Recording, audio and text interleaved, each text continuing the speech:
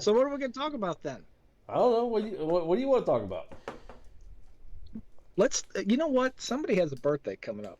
Yeah. I think they're turning 50. Yeah, No. that's uncalled for. Don't move it Candice, along any faster. do you have a birthday coming up? I do. Tomorrow, I will be the big 4-0. Oh, boy. The big 4-0. Okay. Yeah. Well, let's talk about the big 4-0.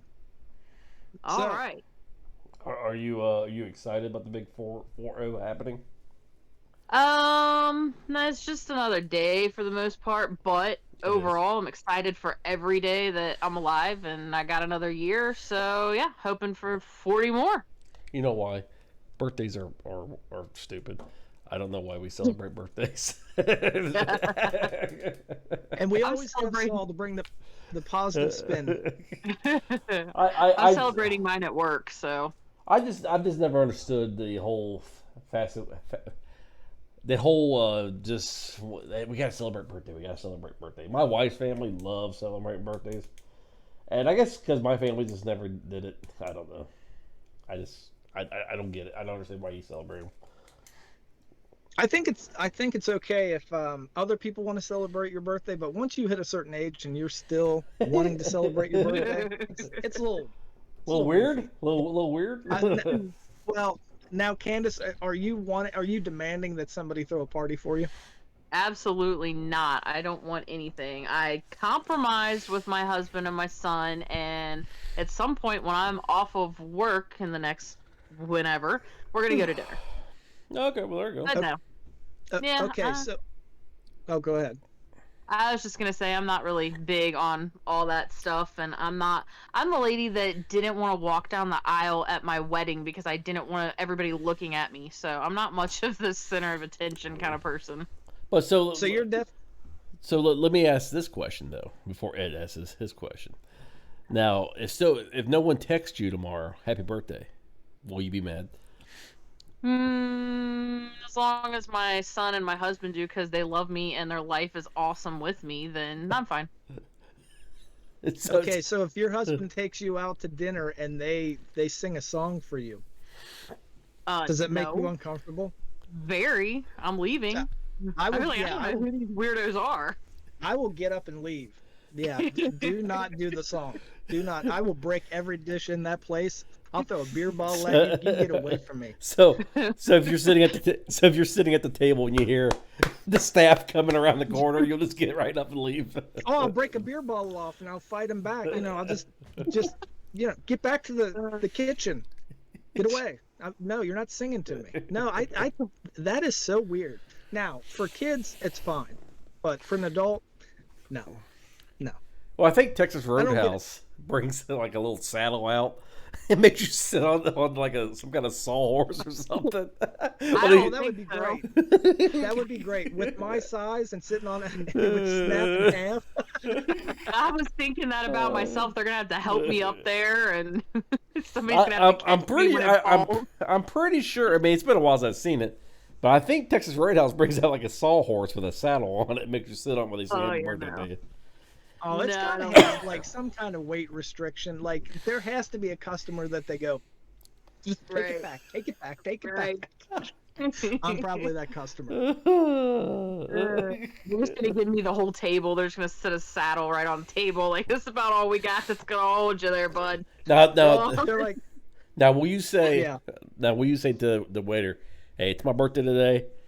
I don't want you guys saying happy birthday, but do I get like a free dessert or something?" Will you say that to him? No, I don't.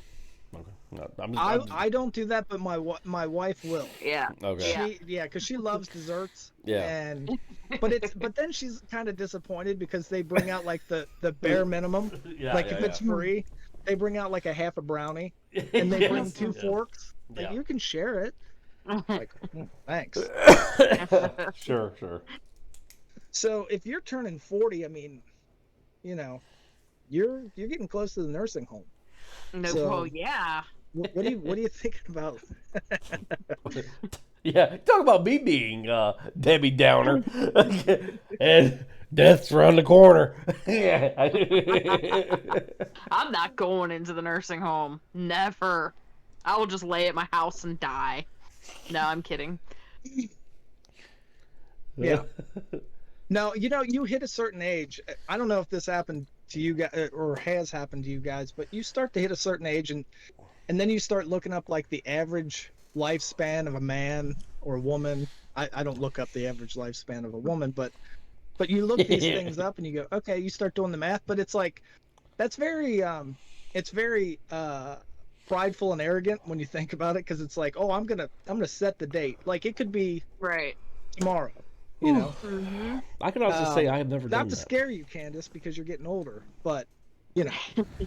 Doesn't scare me. I've had all kinds of moments throughout my life, so I finally, over time, have learned to live in the moment. So, Yeah. nope.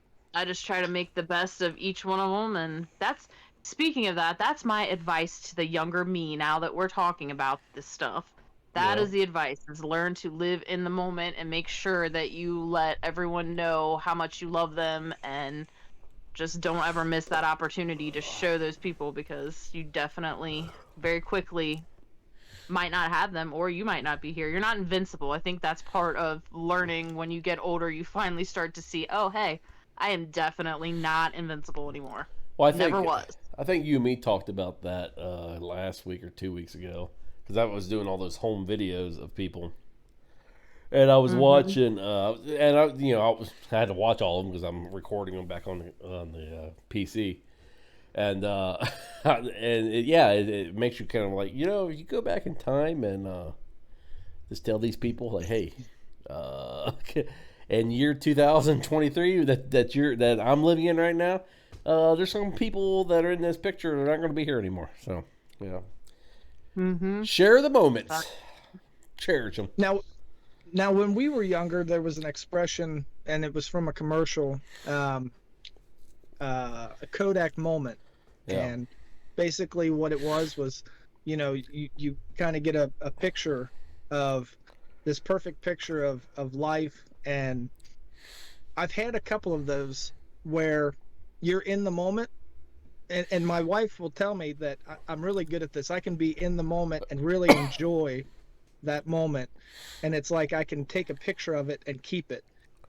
But the hard part about that is after those people are gone, I still have that picture. Yeah. But it's like their faces are now kind of missing.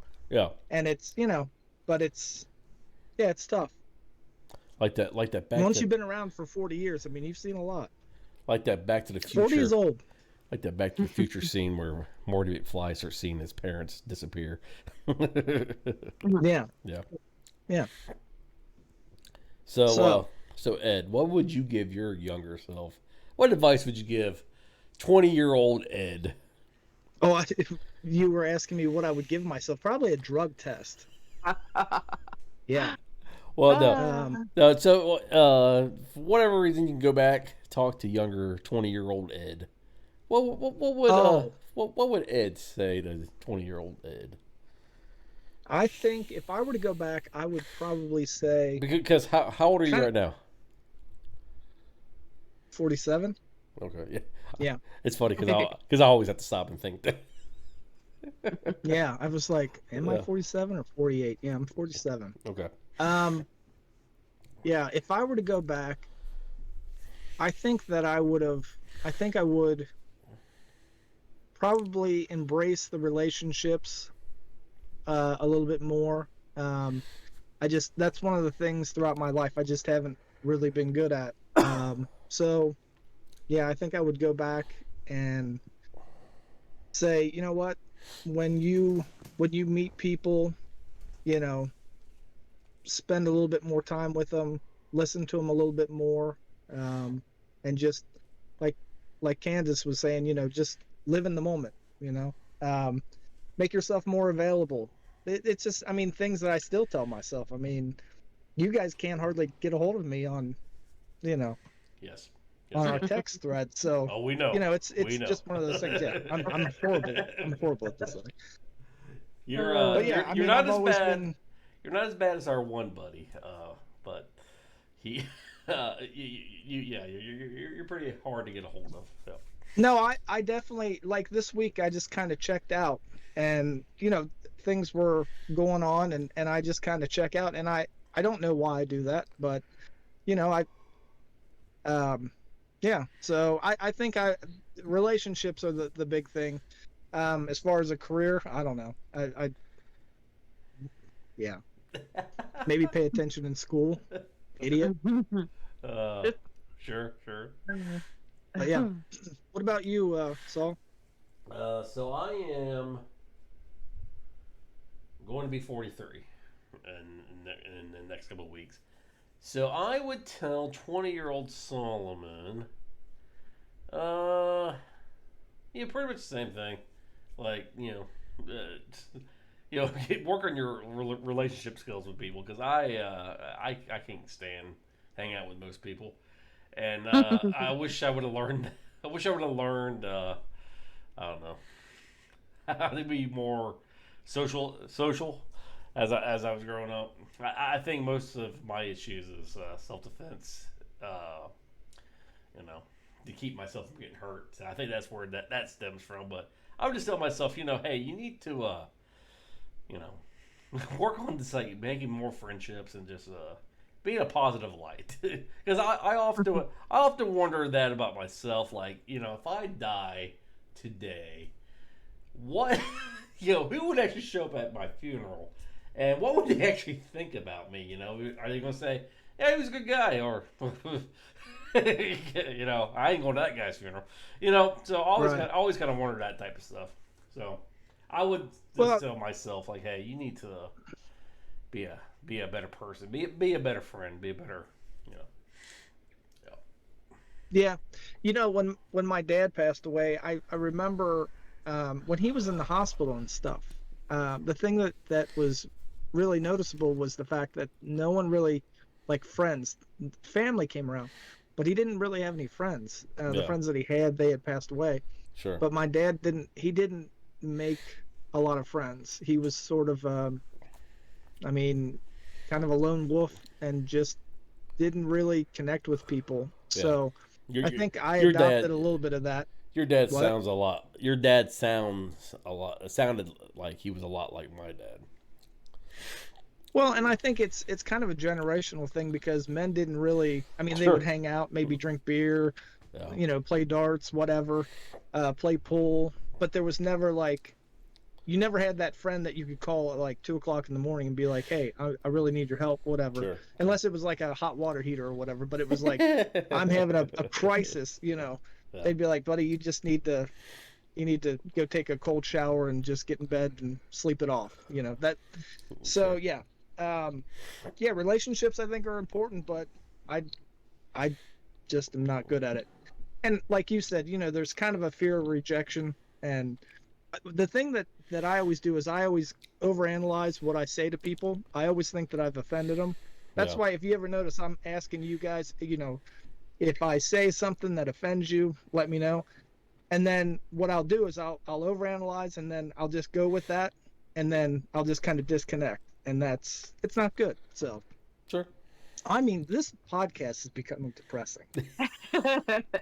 Let's lighten it up a little bit. My gosh. Candice is the one that brought it up. She wanted to talk about Candice's birthday. Wow, I didn't know my birthday. I'm usually a positive person. I didn't know it was going to take such a dark turn. So let's turn it to a... Go ahead, Ed. No, she doesn't want the song. She doesn't want anybody to wish her a happy birthday, but she wants a whole podcast about her, so we're going to give it to her. So I would say, Candice, I hope you have a great day tomorrow. And if I forget to text you, happy birthday. Well, thank you. I love you, and I hope you have a great day on your birthday. Thank you. Gosh. I love you too. We love you too, Ed. Now you have a rant for next week. Jeez, yeah, birthdays. Jeez.